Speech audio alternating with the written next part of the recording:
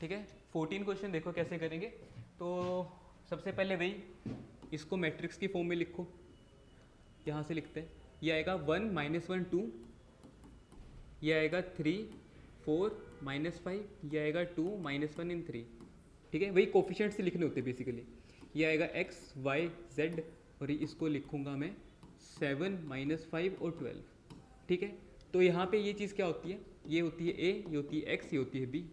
अगर हमें यहाँ से a निकालना हो, सॉरी x निकालना हो, क्योंकि एक्स वाई जेड की वैल्यू से निकालनी ना, तो ए इनवर्स बी, तो ए इनवर्स निकालना पड़ेगा। तो ए इनवर्स के लिए क्या करना पड़ता है हमें, 1/a का डिटर्मिनेंट और एडजॉइंट ऑफ ए। ठीक है, तो ए डिटर्मिनेंट निकालना है, दूसरा ए एडजॉइंट निकालना है। ए एडजॉइंट के लिए सारा सामान पहले से पड़ा है, कोफैक्टर्स, तो डिटर्मिनेंट निकाल लेते हैं। ठीक है, तो ए का डिटर्मिनेंट हमारे पास क्या आएगा, 1 -1 2 3 4 -5 2 -1 इन 3। तो 1 इसको हटाऊंगा तो ये आएगा 12 -5 -1, ये हटाऊंगा तो ये आएगा 9, ये करूँगा तो -10।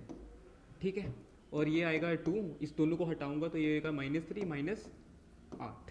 अब करते हैं, तो 12 से 5 गए 7, तो थोड़ा सा ऊपर ले जाओ और ये आ जाएगा 7, ये प्लस हो जाएगा, ये प्लस 19 बन जाएगा प्लस का, और ये 8 9 10 11, तो माइनस का 22 बनेगा। ठीक है, तो इन दोनों को अगर मैं ख़त्म करूँ तो हमारे पास क्या बनता है, 3 7 -3, तो ये बनता है 4। तो हमारे पास डिटरमिनेंट आ गया 4, मतलब नॉन जीरो है, नॉन सिंगुलर मैट्रिक्स है, इन्वर्स एग्जिस्ट करेगा। इन्वर्स एग्जिस्ट करेगा तो हमें क्या निकालना पड़ेगा, यहाँ पे डिटरमिनेंट तो निकाल लिया, एडजॉइंट निकालना पड़ेगा। तो ए एडजॉइंट हमारे पास होता है ये चीज़ 7 19, और ये करूँगा तो 7 -19 और -11, 1 -1 -1 3 11 और 7। ठीक है, इसका ट्रांसपोज निकालना पड़ता है। ट्रांसपोज कैसे आएगा, जो रोज है वो कॉलम बन जाएंगी, तो ये बनेगा 7 -19 -11 1 -1 -1 और 3 11 और 7। ठीक है, तो एडजॉइंट भी आ चुका है। तो ए इनवर्स कैसे निकलेगा, यहाँ से 1/4, जो कि हमने डिटर्मिनेंट निकाला था यहाँ पे, और ये 7 -19 -11 1 -1 -1 3 11 और 7। ठीक है, तो सारा काम अब उसमें पुट कर देते हैं इस चीज़ में। ए इनवर्स पे आ चुका, बी ये है 7 -5 और 12, बी क्या है 7 -5 और 12, 7 -5 और 12, 7 -5 और 12।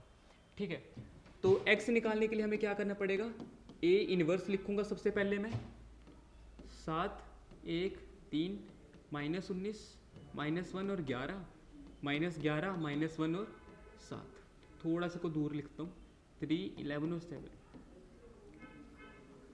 7 -5 और 12 ही था ना, 7 -5 और 12, 7 -5 और 12, मल्टीप्लिकेशन थोड़ी लेंथी जाने वाली है। अब करते हैं 7 7 49, दूसरे पेन से लिखते हैं, और ये बनेगा -5 और ये बनेगा 36 प्लस का 36। ठीक है, दूसरे को मल्टीप्लाई करूंगा तो हमारे पास क्या बनेगा, 19 7 का कितना होता है, अब 190 में से 19 गया, कितना रहता है, 171। अच्छा गलत किया मैंने, ऐसे कर लेते हैं यार, फालतू टाइम वेस्ट होगा। 63 12 1 13 133, तो ये आएगा 133। इसको करूँगा तो ये नेगेटिव का आएगा ना, माइनस ये नेगेटिव का आएगा, अच्छे से लिखते हैं। ठीक है, -133, ये प्लस का 5 हो जाएगा, और ये आएगा 132 है ना, 11 से मल्टीप्लाई करना ना, तो 2 2 और 3 132। इसको करूँगा तो माइनस का 77 आएगा, इसको यहाँ पे करूँगा तो प्लस का 5 बनाएगा, सीधा 5 ही लिखते हैं, ये प्लस का 5 क्या है, यहाँ पे 5 और यहाँ पे 5। ठीक है, और ये करूँगा तो 12 7 72 है ना,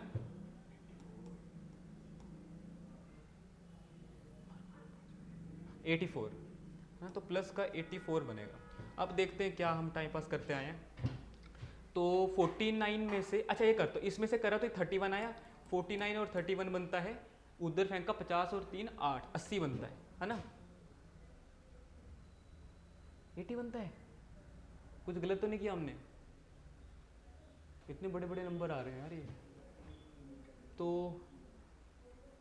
33 यार, अच्छा ये बनेगा 31 और ये बनेगा 49, तो ये 50 और 3 5 3 80 बनता है यार ये। तो ये 80 आ गया, तो 132 ये, तो हमारे पास यहाँ पे कितना आ रहा है -1, और ये तो ये 4 बन गया। मैं प्लस माइनस थोड़ी गलती तो नहीं की मैंने?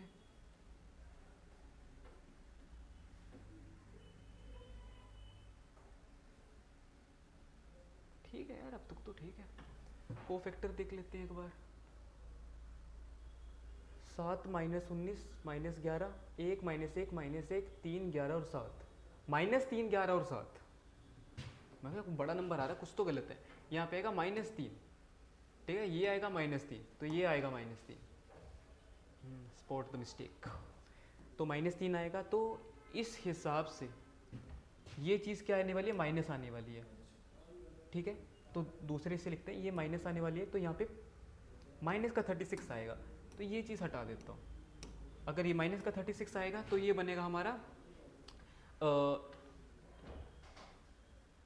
इन दोनों को करते हैं, ये बनेगा 44 और ये 36, नेगेटिव का 8 बनेगा, है ना, प्लस का 8 बनेगा, तो ये 0 नहीं आएगा यहाँ पे। देखा, गलती ऐसे पता लगी कि ये बड़ा नंबर ज़्यादा बड़ा आ जा रहा था, ये ज़्यादा छोटा नंबर आ रहा था, तो वहाँ से पता लग गया, क्योंकि इतने बड़ा डिफरेंस नहीं होता वहाँ पे, ठीक है। तो इसको करूँगा तो ये इन दोनों को सेटल करूँगा तो माइनस का 72 बनेगा और ये 84 है, तो 6 4 10 नहीं 8 4 12, ये 12 बनेगा, ठीक है। और हाँ, प्लस का ही बनेगा सारा का सारा, तो ये 1/4 आएगा। तो अब देखते हैं फाइनल हमारा आंसर क्या आ चुका है, ठीक है। यहाँ पे आएगा x, यहाँ पे आएगा y, यहाँ पे आएगा z, तो यह है x y z, ये है 2 1 और 3, ठीक है। तो x की वैल्यू यहाँ से आ रही है 2, y की वैल्यू आ रही है 1 और z की वैल्यू आ रही है 3। तो फाइनल आंसर हमारा ये आ चुका है।